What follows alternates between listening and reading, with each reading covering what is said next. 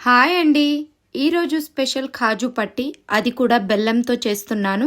ఎలా చేయాలో ప్రాసెస్కి వెళ్దాం. అరకిలో కాజుని తీసుకొని 2 ముక్కలుగా చేసి వేడి అయిన గిన్నెలో కొద్దిగా నెయ్యి వేసి ఈ కాజు మొత్తాన్ని ఇందులోకి వేసి లైట్ బ్రౌన్ కలర్ వచ్చేంత వరకు వేయించాలి. ఈ కాజుని మేము పలస నుంచి తెప్పిస్తాము. లైట్ బ్రౌన్ కలర్ వచ్చిన తర్వాత ఒక ప్లేట్ లోకి తీసుకోవాలి.